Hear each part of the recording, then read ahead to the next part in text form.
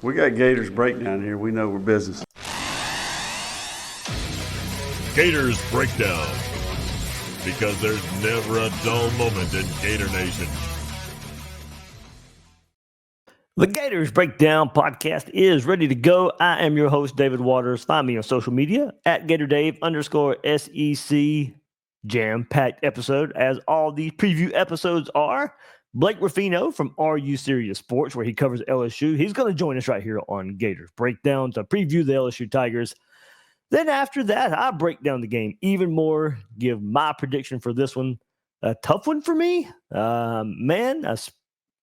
Really split on this one and how it can go. So LSU coming to Gainesville, to the Swamp. Always drama when these two teams get together. So, looking at LSU quickly, despite their flaws, they were in a strong position just 6 quarters ago. They held a double-digit lead on the road against Texas A&M. At that point, they play in that game to remain undefeated in SEC play. Had a 6-game winning streak going into that game after their Week 1 loss to Southern Cal. They bounced back again after that season opening defeat, controlled their own destiny in both the SEC championship and the college football playoff race after wins over Nicholls and South Carolina, UCLA, South Alabama, Ole Miss, and Arkansas.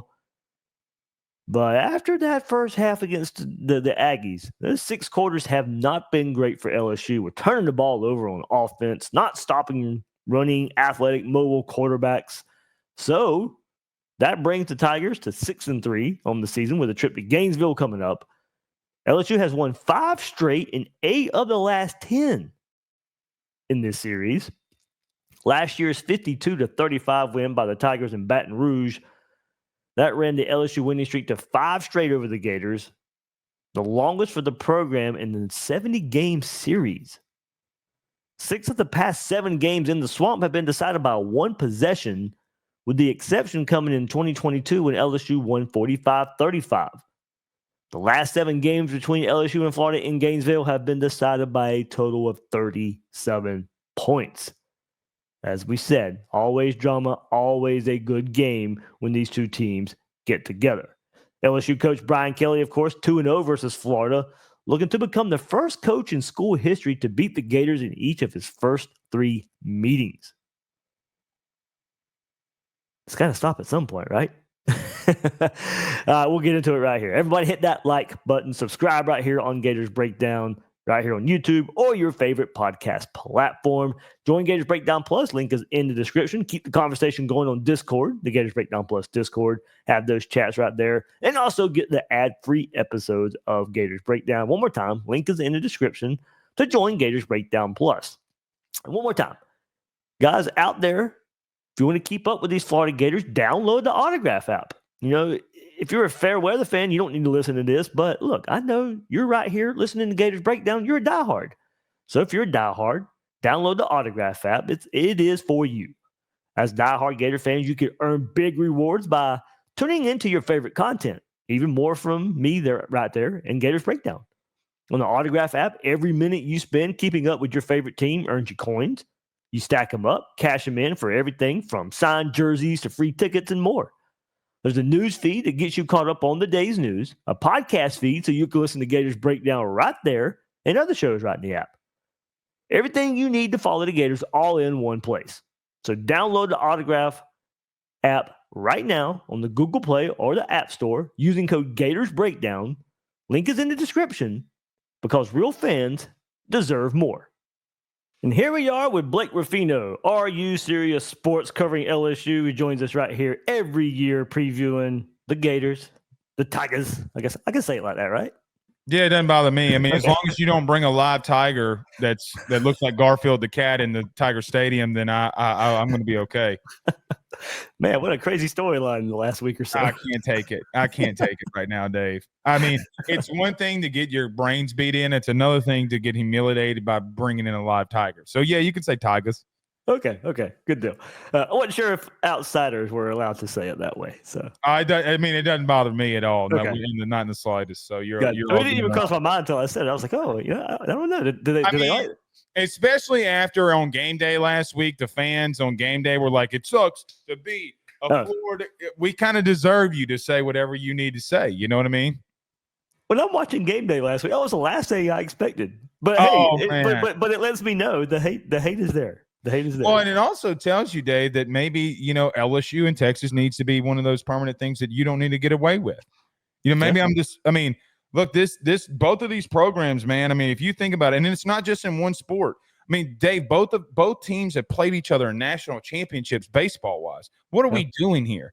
Yeah. You're telling me in the baseball schedule, oh, we're taking Florida off the schedule. What in the world are you doing?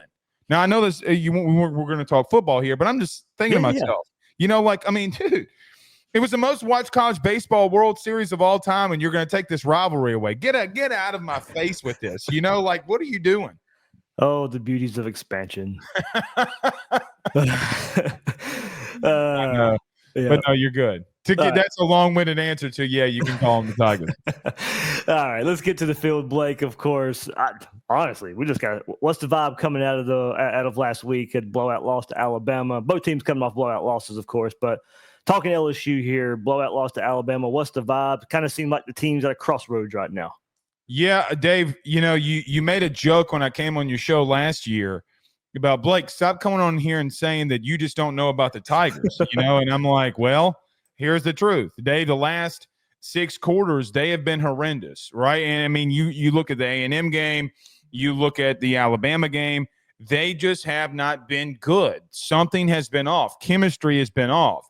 So the vibe right now, Dave, is embarrassment, really, because it's one thing at LSU if you get beat by Bama. Okay, you got beat by Bama. You get beat by maybe a better team.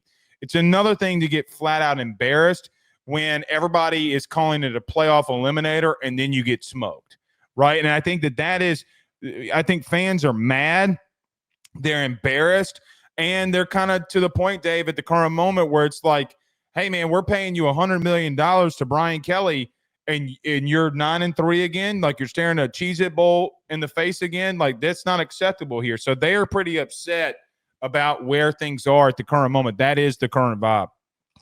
Blake, outside looking in, it just seems like the offense and defense can't get on the same page together. Yep. Like, one game it's, the defense is the defense that we hired, the defense that we made changes for. Hey, there it is. We see the inklings of it. And then, like you said, the last 6 quarters have kind of shoved that away. And then the offense looks like, had found themselves. And also in the last few games have kind of been a turnover machine. Yeah. And really, Dave, how they've gotten to this point and winning 6 games, I don't know, right? Like I have no clue how they've been able to get to this point because, I mean, you look at South Carolina, every team that's been more physical with LSU, they've been either really scraping by or they're losing. So they beat South Carolina and Ole Miss earlier in the year, but as the year went on and depth became an issue, they have gotten out physical by A&M and Alabama. So now the question is, when you look at a team like Florida, I don't think has been bad defensively in certain aspects when I watch them, but LSU continues to, Dave, it doesn't matter what Florida's done up to this point. LSU has found ways to keep teams in games, whether it be Nussmeier turning the ball over 10 times in the last 5 games, or whether it be LSU defense getting a turnover. And literally, Dave, they've gotten turnovers the last 2 games meeting LSU. And the very first play offensively, they've turned the ball over right back. It's been abysmal. And so here's the thing. They're going to find a way, unless something chaotic happens, they're going to find a way to keep Florida in the game with them. It's who LSU is. It's built into their DNA right now. And, Dave, the number one thing about that is that they have just allowed too many turnovers. Now, if I'm Billy Napier, if I am Callaway, if I'm this offensive staff, I'm like, okay, so Brian Kelly has 7 losses in the SEC. Every team that has beaten Brian Kelly has lined up and run the ball right at him. And I don't know the status of DJ Lagway. You can tell me more about him, but if you can line up and run the football and you do it consistently, you are going to win the football game. That's the bottom line. They have given up, Dave, think about this, 275.14 yards per game in the losses that Brian Kelly has in the SEC. So stay with running the football, and you're probably going to win this one. Yeah, we'll get to Florida and their strategy. Let's stay on the offensive side for the Tigers before we get there. Is it fair to look at the offense and quarterback Garrett Nussmeier as the offense looks similar than what it has, but with the inability to run the ball, but don't have a quarterback that can make up for it consistently? Yeah, I think that's a good characterization. I think he's missing a lot, Dave. You know, like we do our film studies and we talk about him on Mondays. Dude, he's missing wide open dudes. He's forcing the ball down the field. You know, and it's interesting, in 2022, the Florida game was the game that Jaden kind of came out where he's pushing the ball down the field and he finally just let it rip. Like, hey, if I'm gonna get benched, I'm gonna get benched. But I'm gonna go out here and I'm gonna throw the ball all over the place. And he had success. The opposite has to happen with Garrett Nussmeier, Dave, without a doubt. He's got to tone it down. He's got to throw it to guys like Mason Taylor, the tight end, Aaron Anderson, CJ Daniels. He's got to take what defenses are giving him. And I don't want to say that he's had a lot of help in the run game. He hasn't. But they haven't been also running the ball either, Dave. They're 29th in adjusted run rate, meaning if LSU would continue to run the football, they have success when they do it. They just don't want to do it for whatever reason. So, I mean, their EPA per play is 29th. So, I look, I think offensively, I feel it's like this. I feel like when you play NCAA football and you start a dynasty with a new team and you use their playbook and you have no idea what to expect. I feel like that's the offensive system, right? Hey, I'm just going to call plays and get coach suggestions and call that and then just work throughout the weeks. They don't have an identity of what and who they want to be. Well, it kind of goes to somewhere I wanted to go with that. Is he being asked to do too much? And we're kind of going to blend into that. You know, what are the issues in the run game? But at least from your perspective, it sounds like if they just stuck with it a little bit more, it would help Nussmeier and the run game. Dave, they had a 45-yard run on their first possession offensively. Yeah. Outside zone. They didn't go back to it until the fourth quarter. So don't tell me you can't do it. You have 2 first-round tackles and you refuse to run behind them. That is a fireable offense. Okay, 1,000% of fire. If I would have told you, hey man, this is what you know. LSU is going to run the football in Alabama. And Dave, I talked about that all last week. Run behind your tackles. They run it once, they go for 45, and they don't do it again. Then they continue to try to run the ball at the middle. In reference to Nussmeier and asking him to do too much, are they asking him to? Probably. You know, I can't take that away. But here's the thing, though. A&M's asking Marcel Reed to do that, right? Like, and he's a first-time starter. Florida's asking DJ Lagway to do that. He's a first-time starter. I mean, Carson Beck, for what it's worth at Georgia. I mean, I know he's a second-year starter, but they can't run the ball either. And so, like, Dave, there's one thing, though, in football that fundamentals don't change. You can't turn the ball over. Like, I don't care if your O-line stinks, which, by the way, LSU doesn't allow a lot of pressures. So it's not like you're getting hit all the time. So you have time in the pocket. You got to make decisions and right decisions. What I think is happening here, Dave, is he sees a formation early. And if Ron Roberts can do this, which Ron has, I'm just knowing him, he will do this. Show him one thing before the snap and go into something else after the snap. They're going to have success. buddy, are they going to have success? So, yes, it's twofold, though. I don't care what's going on around you. I don't care what's happening. We label guys in the SEC like Carson Beck, like, oh, he's having a bad year. Well, then what's the difference with Garrett Nussmeier? There is no difference. Dave, the number one thing that a quarterback has to do is not turn the ball over. And that has been Garrett's issue and will remain to be his issue. He can throw it all over the place on you. But one thing that you know is that he's going to turn the football over, and he has not been able to shake that bug yet. You mentioned some of the options for him, Kyron Lacy, one of those. How does he compare with a lot of the recent big names that have come out of LSU? He would be last on my list. Like, if there's 10 wide receivers, he'd be last on that list. I mean, Kyron's a different player. He's more physical, right? Like, I'll tell you this, though, man. If he gets in the slot and you put like a small corner or a small slot corner on him, he's going to obliterate him. Like, I mean, if you have an issue in the slot, your slot's going to get obliterated because he just physically, Dave, he can't handle it. Like, I mean, this kid's 6'2", 211, you know, like, I mean, he's really physical for a wide receiver, but he's not like the premier LSU receiver that you think. He's not like what you've seen the last 2 years with Malik Neighbors and even a Keyshawn Boutte or Brian Thomas. He's not that. Okay. But I do think that they have another one that they're not getting the ball to. That is Aaron Anderson.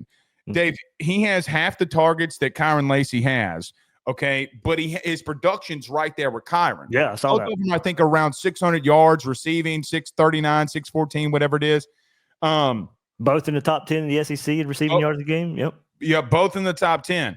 But one has double the targets than the other. Mm. And my biggest complaint has been, like, how many times does Mason Taylor, the tight end, come down with a freak catch? I mean, you would think that his dad's not Jason Taylor.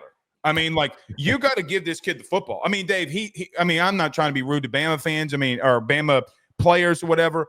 He physically abused them, and they've refused to get him the football. Aaron Anderson juked a guy. His shoes are still in Baton Rouge. Omar Bradley, the Tiger, who, by the way, is in Jacksonville, just throwing this out there. But by the way, okay, like, legitimately, his shoes are still in Baton Rouge. The inability to get away from Kyron and teams bracketing Kyron is hurting him, so you don't really know what you have. But then in the same instance, I think that you have a special human being in Aaron Anderson, who, by the way, when Will Campbell, the number one tackle in the country, was coming out of high school, Aaron Anderson was rated above him in recruiting because that's how special he can be. Why they refuse to get him the football, Dave, is beyond me. There is a slimmer of hope. If you get number one the football and get out of his way, you can eliminate a lot of these bad things that are happening offensively. But, Dave, how many games are we going to be in here before I think that this is just exactly who you are versus you trying to change something up here? Well, Blake, we'll keep it going right here. Blake, Are You Serious Sports, joining us right here on Gators Breakdown, previewing these LSU Tigers. And look, we don't know, as of this recording, who's going to suit up for Florida at quarterback. Okay. But, you know, I lean DJ Lagway just because he was so close last week, if we take Billy Napier for his word. And look, he was practicing. He was doing everything he could. Very limited practice. Let me make that clear. But he was doing everything he could to try and play last week. But you know, smart Florida, for Billy not to play him too against Texas. It's probably so. Look, I'll lean that way. But as we're recording, we don't really know yet. But look, if Florida's going to, you know, any chance to win this game, he's going to have to play. And look. His mobility is probably going to be a bit limited, and we've seen the last two games against mobile quarterbacks for LSU's defense. So, you know, it can, if he's out there, maybe he's out there enough to make a difference with his legs. But, you know, given LSU's trouble the last two games with mobile quarterback, where's that issue coming from? How much time you got? I mean, like, I think number one, personnel is not the same, and you could say this really, Dave, for both of our programs. We know where we come from, right? Like, we come from front sevens. Like, bro, Brandon Spikes picked off an LSU quarterback and then punted the ball into the stadium, right? Like, you remember that? Yeah. Like, that's the dudes that both of these teams like have, and they don't have them. And so I think that's number one. Is I just don't think that LSU has the personnel to be able to stop dudes like that when they're getting out in space. They can't. You know, they can't take down Jalen Milroe. They're look, and I hate calling out players, Dave. They're not there. But secondly, they're just out of position in so many different instances. They're not gap sound. They're out of position religiously. Why they continue over a 2-year span to continue to be out of position is beyond me. I mean, Dave, basically it's the three things that you cannot do against a running quarterback. Number one, you can't suck, which you can't do anything about it now, but they're not helping themselves in the sense of that they schematically continue to put themselves in bad positions. And it's not, I don't think it's Blake Baker. I mean, I think he's calling the right things. It's just that they get in the wrong hole. You'll have two guys in the C gap. You'll have two guys in the A gap. And somebody misses their spot, and then the hole opens up, and somebody's going for 70 plus, like Milroe did last week, or Marcel Reed, whoever. So that has been their biggest issue. Dave, they're not a disciplined football team. They're not a physical football team. They're a soft football team right now up front defensively. And I hate to say that about them, but I've given them the benefit of the doubt over and over and over again. And until they make an overhaul, it's not going to change. So maybe Lagway can't be that guy that he runs like that. But Dave, even if you go out of a wildcat and run triple option principles, okay, or zone read principles, you have a guy that can run the football. I don't know if Billy doesn't just look at this and say, you know what, man, we're going to throw some chaos at him early and see what happens. It's what I do until they stop it. Because, Dave, if they can't stop it, then what? Right? Like, it would be malpractice if Billy Napier does not find a way to get a guy with a zone read that can run the football and say, come get us, big boy. Like, here we are. And, look, I think even against Texas, and listen, I'm not saying this because I'm on your show. I said it on our national show. The last 2 weeks from a play calling aspect were the best two games that Billy Napier has called, in my humble opinion, in his career. I mean, when I look at Georgia, Jesus, my God. I mean, some of the things in misdirection and things that he was doing will give LSU fits. Dave, they ain't going to be in the right spot. I promise you. Keep running the jet sweep misdirection. It's going to be there. However, I don't know, Dave. I mean, like, I'm trying to find ways to say that they could stop it. I don't have an inkling that they will be gap sound and fundamentally correct on things that they need to do. And that's going to give Florida – and look, this has been a Brian Kelly problem. Billy's going to send in jet sweeps or jet motions.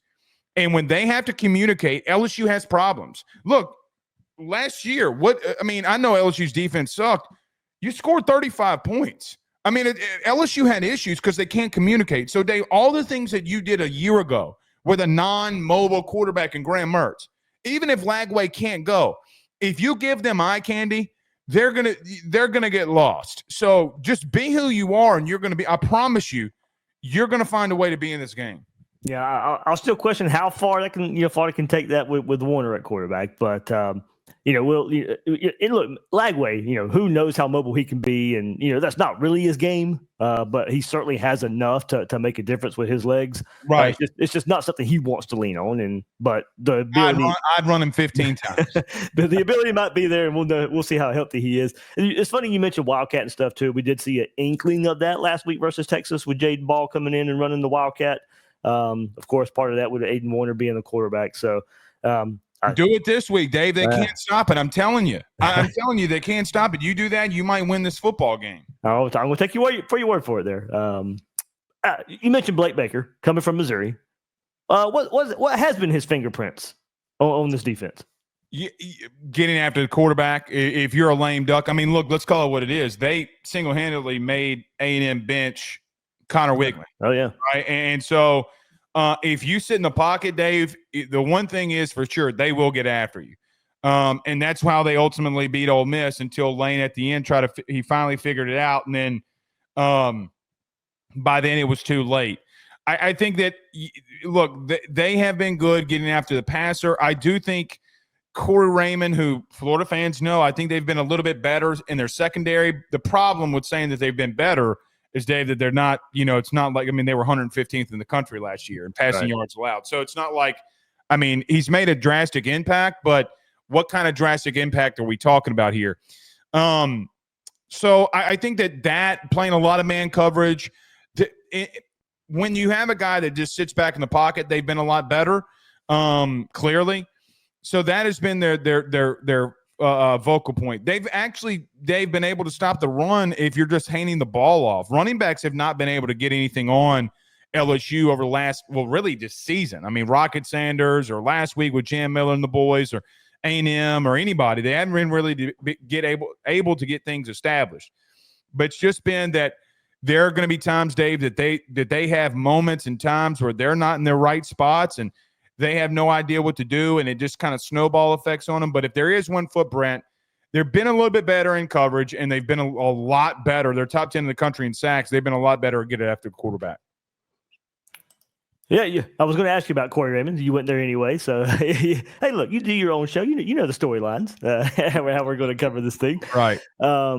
Blake, one thing, and get deep in, you and I have had this conversation, so you don't have to go, too far deep into it, but your connection with Ron Roberts, on the Gator staff, coming in, defensive coordinator along there with Austin Armstrong, at Southeast Louisiana. General, Gator fans, what should they know about him? And what have you, if you've seen something from Florida's defense? You went to it a little bit earlier, but what have you seen from Florida's defense that kind of what you know about Ron Roberts? Typical Ron Roberts. I mean, you're going to play off man coverage. You're going to send some stuff from the outside. You're going to have good linebacker play. Dave, tell me this kid's name. The kid, the white linebacker, what's his name? Pyburn. No, more the edge player, but prototypical Ron Roberts. Kid comes out of nowhere, making plays all over the place. The 3-3-5, I think what I've seen from them is, look, they haven't been able to stop the runs from a statistical standpoint, and that's predicated off of what he wants to do. But when I look at, as an example, defensively of what they've done, I know they're 100th in total defense. They will allow some yards to suck you in and reference. It's the Pete Golding effect, right, Dave? Where Pete, who learned from Ron Roberts, well, we're going to give you some yards early, but later on in the game, we're going to give you that same look, but then switch something late. And that's what I see from Florida. We were watching all 22 this morning, where they're switching coverages. Like I'll give an example. Even last week, the one that Carmani McLean fell down on. Okay, if it looks like man to man, but it's really cover two, right? And he slips, so he's supposed to show something and then come back down. So I think Ron, from a schematical standpoint, Dave, is a really good defensive mind. I just had issues, with personality wise, but look, his coaching tree, Dave Aranda, Pete Golding. I mean, all of these guys have been under him. And so, I mean, he knows what he's doing. He knows what he's talking about. And look, he's been with Billy, right? Like, I mean, it's not like that he doesn't have his footprint all over the SEC right now. So when I look at Florida, number one, even though they've been giving up some yards on the ground, they've been really good at getting after the quarterback too. And they come from you in a lot of different directions and a lot of different ways. Some of the twists that they've used, they used one last week. They almost got to Ewers, and he looked like he almost pee-peed his pants. But even what they were doing against Beck, showing him one thing, snap after they're going to something else.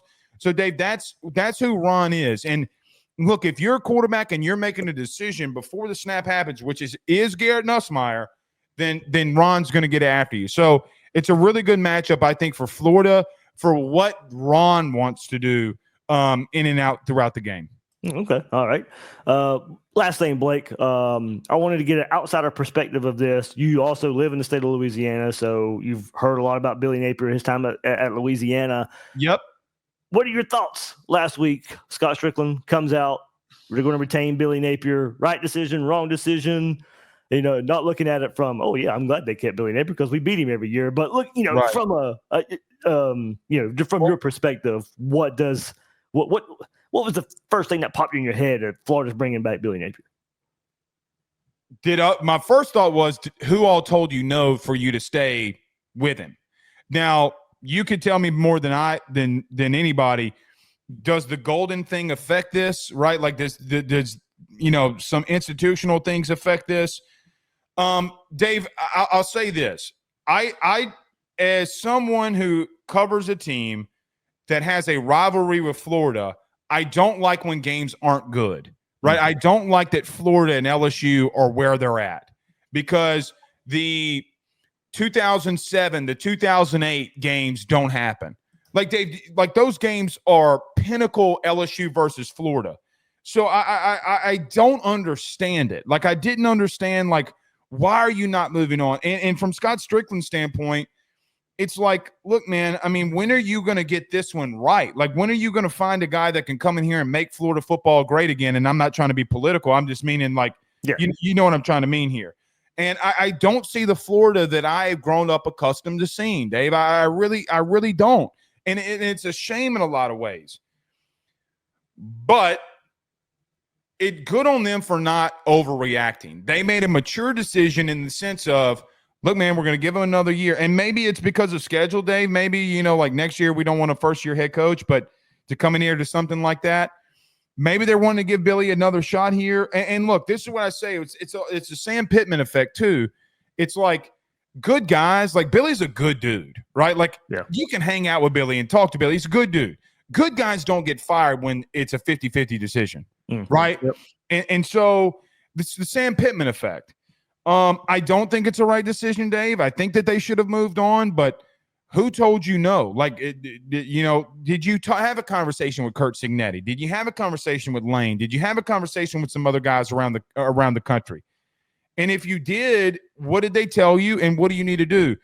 But Dave, the second thing, 1A to the number one thing I said is, what do you do with this Rashada thing too? And in the sense of, like, do you fire Billy and then him going on a stand in a civil case and you fired him and he's testifying? I don't know. So if it's just on field, it's a bad decision. But there's a lot of other context that's got to come into here. Maybe I'm wrong, but that's how I felt from the outside looking in here.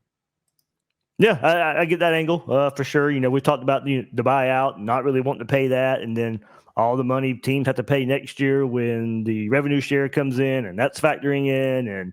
And as you said, on the field, I feel the same way. It's hard to defend. But see, here's the thing, though, with the revenue sharing, and I'm not saying Florida can get here. Yeah. But God forbid you make a playoff, Dave. You do realize that if you play one playoff game, ESPN's giving you $20 million. That was reported by Ross Dellinger of Yahoo. Yeah. The national champion is set to make $66 million.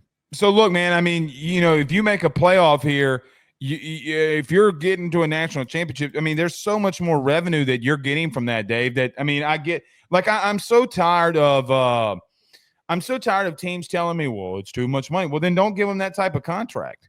What do you mean? Oh, we can't pay the money. Well, you better pay the money, because losing is going to make you less money, right? Like, losing gets you less money. So, look, I don't know, Dave. I would have moved on from Billy, but that's just me. But, I mean, look, Florida's is too good of a program not to be consistently a winner here. Yeah, that's what I'm saying. Yeah, my thing is just, and it's not a nature thing necessarily. And I said it the other day on the episode. Year 3 of any coach at Florida, I'm putting the same expectation on them. Like this, it should be further along. No. It should be further along than what it is. So at least you're not Florida State right now. At least you're not Florida State. Yeah. At least you're not there. I mean, and see, here's the thing though, too, Dave, that I think fans got to consider. I know the blowout losses suck. They really suck. But let's just call a spade on one thing, though. Florida would probably be in an ACC championship game with Miami this year, okay? They would win the Big 12. And so just because you're in the SEC does not mean you're a bad team. We had them power rated on our national show. We had them power rated at 21st, right? Like, I mean, they are not a bad football team, especially with Lagway in there. Right. So, Dave, can they go into a situation next year, be more competitive? Yeah. Can they get a bowl game? Look, you're going to beat Florida State. Yep. And you got to win one of these games against LSU and Ole Miss. Right. And look, I'm going to tell you right now. Look, buddy, you think I'm crazy. I know people think you can beat LSU. You 100% can beat LSU. So can you beat them? Can you beat Florida State? And then, Dave, if he goes on and wins a bowl game and he's 7-6, then what? Then you do have a little bit of momentum. So, but I know it's not where you want to be in year 3, but I don't know. Yeah. It's, as you said, it's kind of, For many, I think it's, close to 50-50, and they would have been fine with the decision. And then, you got people on both sides of the scale as well. So it's very polarizing topic, of course, anytime you talk about firing a coach. But, look, going to your point, hey, look, that's the SEC. Sorry. That's why you get paid $7 million and all that too. So, well, and to the point, and I'm going to throw this out there, and fans probably are going to kill me for saying this. South Carolina's played the same number of ranked opponents that you have. I know. I brought it up the other day. And look, I don't care about timeline. Somebody said that the other day too. It's like, oh, well, Beamer's in year 4. Napier's in year. I don't care. Florida's got more resources in South Carolina. Right. And don't get me. I don't care what the timeline was when both teams were pretty much pegged equally coming into the season, and one has made something out of it. And it all comes back down to this one thing, bro. They were developed and recruited at a high level. That is one thing, and I'll give you credit there. To defend maybe the timeline angle of it, they did let Lenore Sellers sit last year, develop, and bring him in. Now, of course, you don't get maybe not a luxury with Lagway, because I think it's important that he got the reps this year. But you do, it would be his second overall season next year, like it was for Lenore Sellers. But I mean, at the same time, I'm not going to sit here and take no Graham Mertz slander, though. You know what I mean? It's not. I mean, you had a pretty decent quarterback. But the thing, though, Dave, is if you look at them in the portal, though, they didn't go get high name guys. But like Kennard leads the SEC in sacks. He wasn't a top DN coming out of the portal.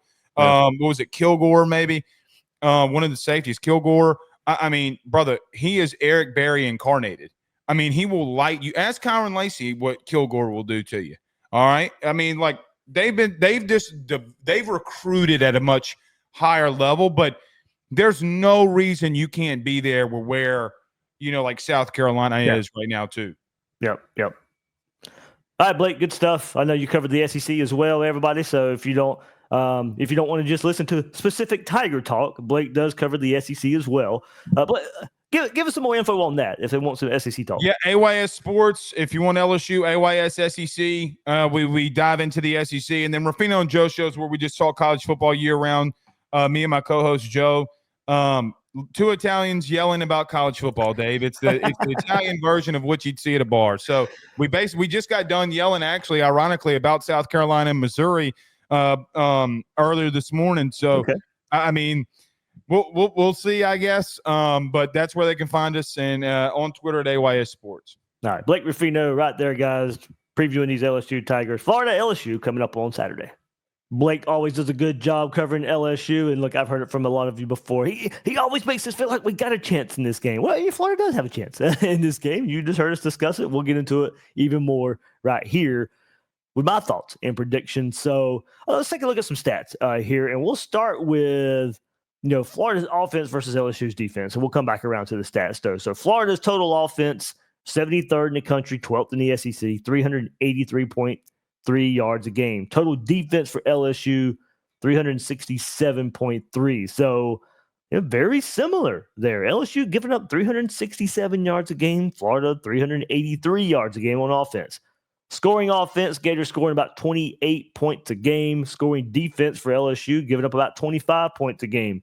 You see, they're pretty close when you look Florida's offense versus LSU's defense. Rushing offense, Florida, 150 yards a game. Rushing defense for LSU, 150 yards a game. So probably 150 yards a game, right? Or probably 150 yards in this one for Florida, if you're looking at the ground attack, if these stats hold true. Passing offense for the Gators, 232 yards a game, of course, kind of been hampered the last couple of games against Georgia and Texas with, of course, the injury to DJ Lagway. 232 yards a game passing offense for the Gators. LSU giving up about 216. So all these pretty close when you look at it. Go down to the bottom here. If you're looking sacks per game, LSU 11th in the country with 28 sacks on the season, 3 a game. Florida giving up about 1.4 sacks a game, 13 on the season. LSU with 52 tackles for loss. That's 61st in the country, 11th in the SEC, about 6 a game. So there you go. We'll get into it with this LSU defense against this Florida offense. Plainly put, Florida's only chance to win this game is Lagway starting and playing pretty much the distance in this one. Not really much needed to dive into deeper with Aiden Warner as starter. Nothing really changes as far as the approach that we talked last week about with this, just a limited passer that he is. If he's out there, just hope the run game goes crazy if he's the starter or he has to play an extended period of time. But if Lagway is the guy, that's how we're going to break this game down. If Lagway is the guy, of course, a lot on depends on just how healthy he is. That's the path to the upset here. How healthy would DJ Lagway be? It's unfortunate that Lagway likely won't be 100%, but he'll be needed to win. One aspect he might not be able to fully exploit, because of the injury against this LSU defense that we would love to see is that running ability. And it's just being limited. We'll see how much, but the hamstring is going to come into play here. And of course, looking at Lagway, not primarily known as a running quarterback, but we all know can still make plays with his legs when necessary. It just would be really advantageous if he could take advantage of an LSU defense that has struggled against the mobile running quarterbacks in the last 6 quarters, even going earlier into the season against Lenore Sellers for South Carolina. Jackson Dart had some success on the ground as well for Ole Miss. So they've just struggled with the athletic quarterback. But it's just really been brought to light 2 games ago. 2 games ago against Texas A&M, Marcel Reed comes off the bench in the third quarter, ran for 62 yards on 9 carries. He scored 3 touchdowns on this LSU defense, all in the second half. Last week, most of us were watching this one. Jalen Milroe absolutely torched the Tigers defense on the ground. 185 yards, 4 rushing touchdowns, 12 carries. Even if Lagway were 100%, he's not putting up those kind of numbers, but given LSU's recent struggles in stopping the quarterback run, it'd be more beneficial if this were more of an option for Lagway in this offense. Of course, if he's healthy enough to do so. And just to hear more from that, I got to talk to and ask Billy Napier a couple questions on this week's SEC teleconference. Asked him about Lagway's status and the possibility of him going against this LSU defense. But your first question is going to come from David Waters of Gators Breakdown. Yeah, Coach, I know the circumstances around DJ have been different the last week or so. I know Monday morning you shared it was some encouraging news. So the latest on his status, if you can share, maybe given practice on Monday. But also, given the scenario and approach and maybe a different perspective last week, what steps overall do you want to see him make the rest of the season, assuming he can go? Yeah, no. DJ continues to improve. I think we've seen progress every day. And I think that's allowed him to participate more in practice. Obviously, we're kind of controlling that environment. But in general, I think we continue to trend in the right direction.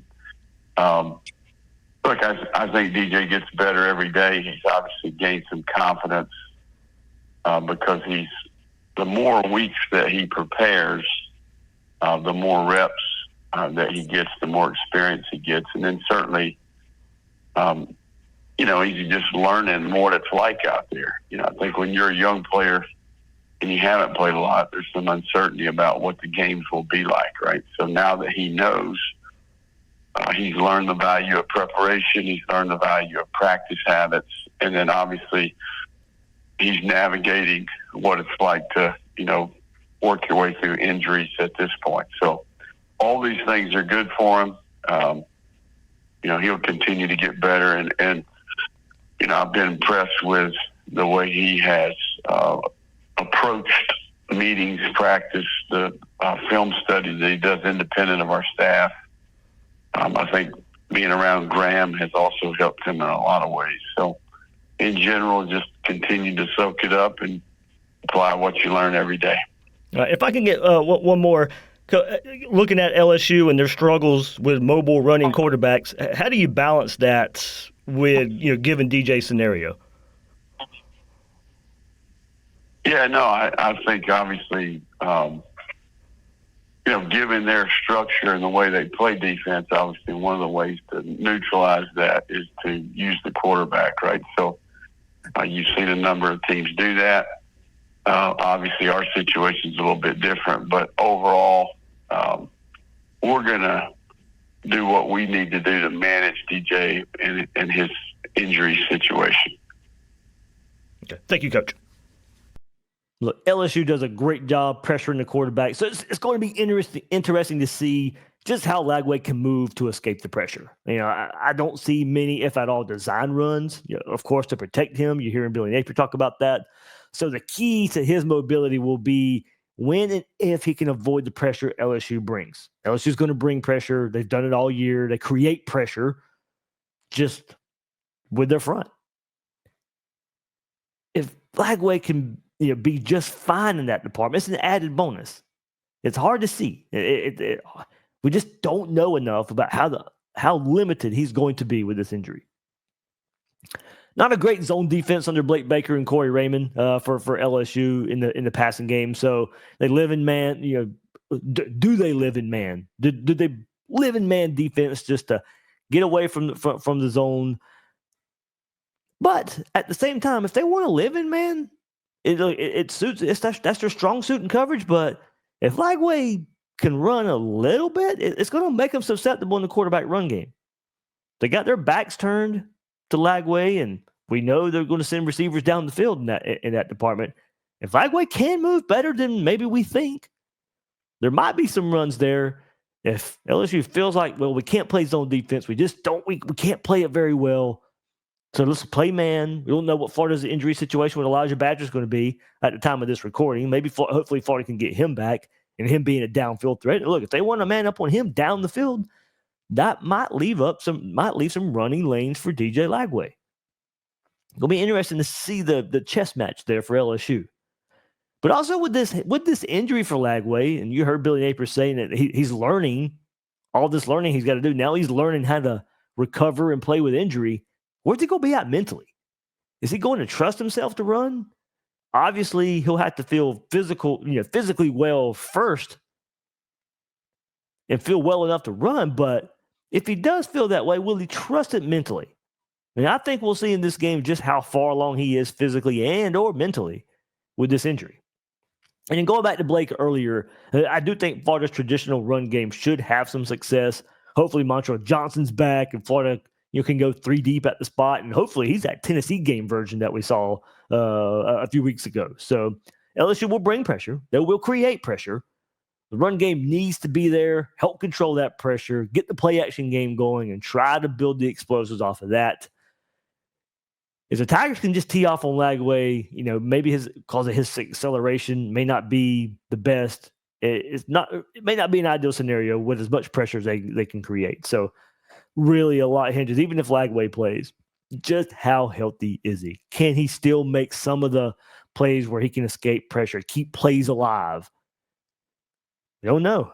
I mean, that's just the situation that we find ourselves in now, and just kind of looking at this game days ahead, is we just don't know enough of the situation and how healthy DJ Lagway will be. A player to watch for LSU's defense, linebacker Whit Weeks. A few weeks ago against Arkansas, Weeks tallied 10 tackles, had a sack for a 10-yard loss, had an interception where he batted the ball in the air, caught it, fell short of the end zone. LSU scored the following play. LSU coach Brian Kelly called it a backbreaker against Arkansas to put the Tigers up 24-10 late in the third quarter. And look, he's emerged as the Tigers' top playmaker on defense. Ranks number 2 in the SEC in tackles with 93 tackles already. He's recorded double-digit tackles in 5 games this year against South Carolina, South Alabama, Ole Miss, Arkansas, and Alabama. Also credited with a sack in 3 consecutive games, South Alabama, Ole Miss, and Arkansas, and accounted for turnovers in back-to-back games, a forced fumble versus Ole Miss and an interception versus Arkansas. Through 9 games, Weeks has 93 tackles, 7.5 tackles for loss, 2.5 sacks, an interception, 3 pass breakups, 3 quarterback hurries, and a forced fumble. He had 18 tackles in the win over Ole Miss, and then 17 last week against Alabama. So, to look for Weeks right there on this LSU defense. Key stat for LSU, 28 sacks on the year, ranking number 4 in the SEC. Defensive end Braden Swinson leads the Tigers with 8 sacks. All right, let's go to the other side of the ball. Florida's defense, LSU's offense. LSU's offense, 463 yards a game. Florida's defense giving up 400. But that's Florida's. It lets you know the disparity here. Total offense, that was rank 32nd for LSU in the country. Florida's total defense, 100th in the country. Scoring offense, LSU scoring about 30.6 a game. Florida giving up about 27.6, about a 4-point difference. That's tied for 89th in the country for Florida's defense, 48th for LSU in their scoring offense. Rushing offense, that's where LSU's offense struggles. Talked about it. 113th in the country, 114 yards a game. Florida's rushing defense, 94th in the country, giving up 167 yards a game. Passing offense, 7th in the country is LSU, 2nd in the SEC, 322 yards a game. Florida passing, giving up 234 yards a game. That's 90th in the country. I mean, this is probably the difference in the game. You know, LSU's offense, their passing attack versus Florida's defense. Sacks allowed for LSU. We'll get into that even more, but they just don't give up a whole lot. 6 on the year as 4th in the country. Florida, we've seen it kind of up and down this year as far as pressuring the quarterback goes. Tied for 47th in the country, 20 sacks on the year, 2 sacks a game for the Gators. Can they bounce back from last week? You know, that was a bad showing last week at Texas up front, not being able to create pressure. Only 1 sack, only 1 tackle for loss against Quinn Ewers last week. Tackles for loss, the Gators 48 on the year, about 5 a game. That's 78th in the country. All right. We've talked about it with Blake. Everybody kind of knows the storyline with this one, kind of going into the last couple of weeks. A couple of weeks ago against Carson Beck, could Florida continue the trend of Carson Beck turning the ball over? Check mark. Yeah, you did that. Last week, Quinn Ewers, kind of the same boat. He was turning the ball over. Didn't do it against Florida last week. So what's in store for this one? Can Florida continue the trend to make Garrett Nussmeier turn the ball over? In LSU's first 4 games, USC, Nicholls State, South Carolina, and UCLA, Nussmeier had thrown for 13 touchdowns and 2 interceptions while throwing the ball about 40 times a game. In his last 5 games, that has flipped. 2 interceptions versus South Alabama, 2 interceptions versus Ole Miss, none versus Arkansas, 3 interceptions versus Texas A&M, 2 interceptions last week against Bama. That's 9 interceptions compared to 8 touchdowns and throwing the ball about 42 times a game. So, look, there's going to be some turning the ball over here, but this is astronomical right now. On the season, 21 touchdowns, 11 interceptions.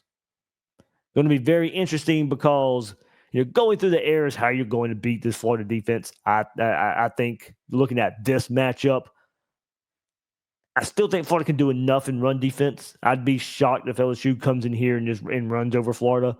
So I still think LSU would probably like to lean on the ground game a bit more to help cut down on turnovers. But I still think it's probably going to be in their best interest to come to the Swamp and throw the ball 40 times a game, given Florida's issues at getting to the quarterback and giving up the big plays through the air. LSU doesn't let a lot of plays happen to them behind the line of scrimmage with sacks or tackles for loss. So that's why it has to be frustrating with all the interceptions from Nussmeier, as they're not happening under pressure. LSU, as going back to the stat, has only allowed 6 sacks this season. That's tops in the SEC, 4th nationally. With all the injuries at corner for the Gators and all the movement in the secondary, this is going to be a tough matchup against LSU wide receivers Kyron Lacy and Aaron Anderson. You heard us talk about that, so let's dig into the stats a bit. Both ranked top 10 in the SEC in yards per game. Lacy ranked 3rd, 77.4, and Anderson ranked 6th with 71.2. Lacy is tied for the lead in the SEC with 7 touchdown receptions and is also 4th in the conference with 46 receptions on the season. Let's not forget about the other playmakers. Tight end Mason Taylor, 6th in receptions in the SEC, 46.6. Some multiple options with stats to back it up for this LSU offense. Not sure they'll be using, catch and run scenarios behind the line of scrimmage like we've seen, the swing and screen opportunities like Georgia and Texas put together. But let's see if they implement it more. Given we've seen Florida struggle there the last couple of weeks. Nussmeier will get rid of the ball quick, though, in that short to intermediate range, and that's where Anderson excels. Of Anderson's 39 receptions, 29 have resulted in a first down. And a lot to do with this. He's been credited with 293 yards after the catch. Had an 81-yarder against Texas A&M. So catch and run. We've seen Florida's tackling issues last week against Texas. Are there going to be these short to intermediate passes that turn into big plays? Watch Anderson that, but because Florida has the tackling issues again. If we follow a script here, for LSU, if we follow, we followed the turnover script there for Nussmeier, but if another script, part of the script of their offense shows up, they're going to gather up their yards until they hit the red zone. And then since they have difficulty running the ball, it's hard for them to finish drives. They get down there now by converting third downs. LSU leads the SEC and ranks 11th in the nation in third down conversion. Their third down conversion percentage is 48.4, but it doesn't hold up in the red zone. Their red zone scoring percentage is 84.62 at 67th in the country, scoring on 33 of 39 trips.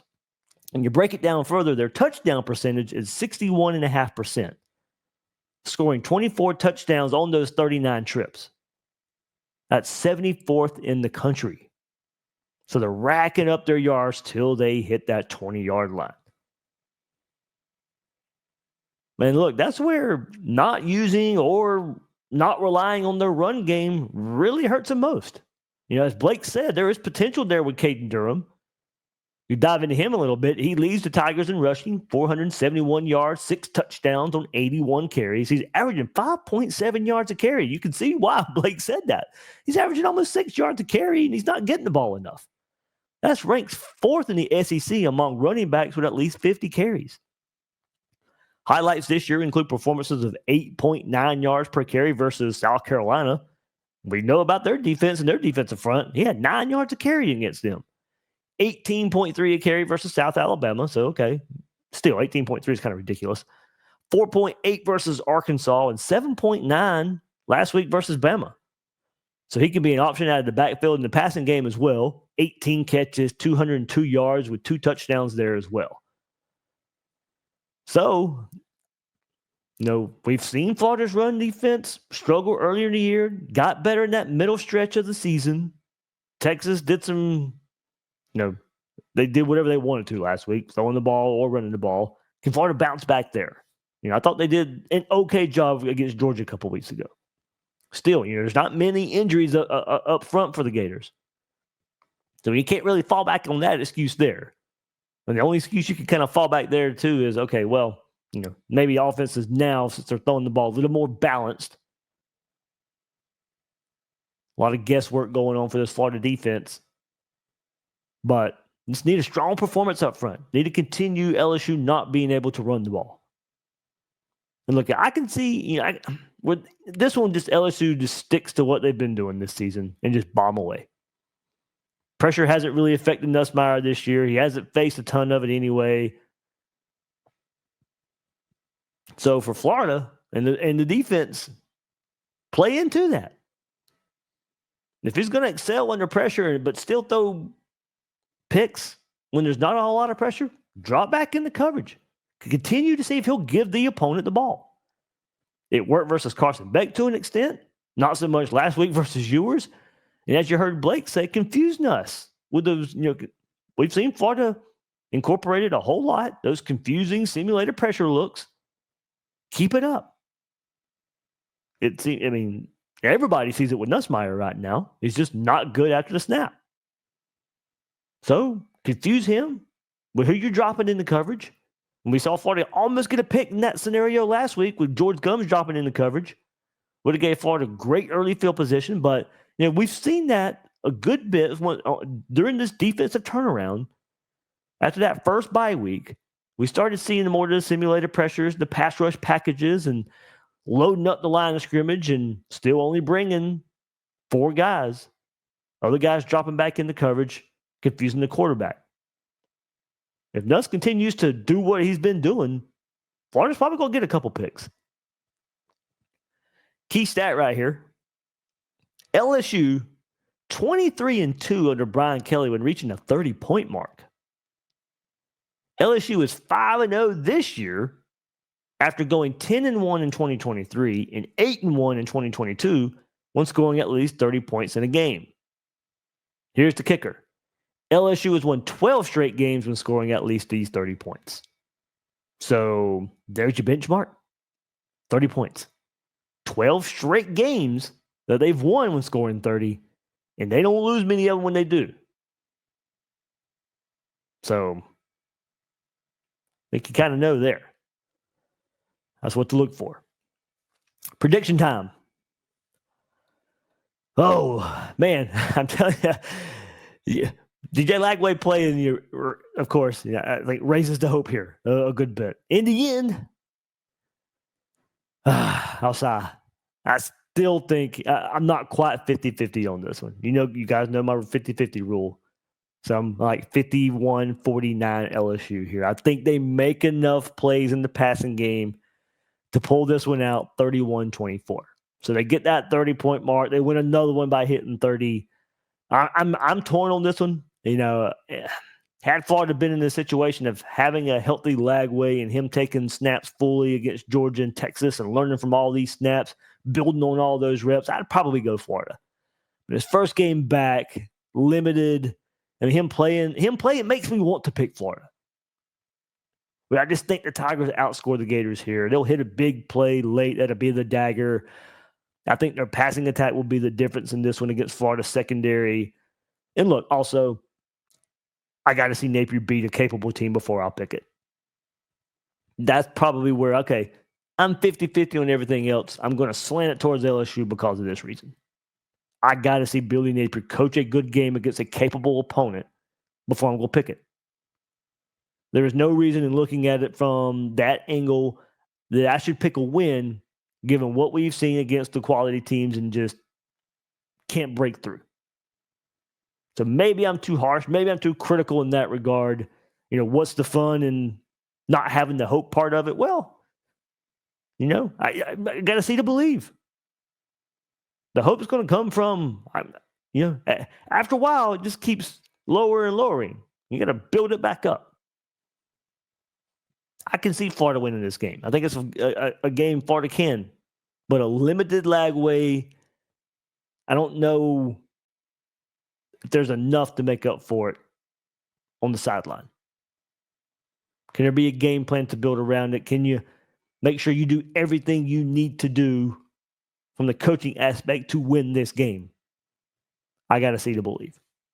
31-24 LSU. And I guess they'll keep the streak going. I hope on Sunday. Maybe late Saturday or Sunday. We'll see when I do the episode. Hope it's the other way around. I won't be surprised if it is. But unfortunately, I still got to roll with LSU here. 31-24 Tigers. All right, there we go. Hope you enjoyed this preview. I know you probably didn't enjoy the pick there. You know what? I didn't either. But that'll do it. That'll do it for this episode of Gators Breakdown. I'm your host, David Waters. You can find me on social media at GatorDave_SEC. Guys and girls out there, thank you for joining me on this episode of Gators Breakdown.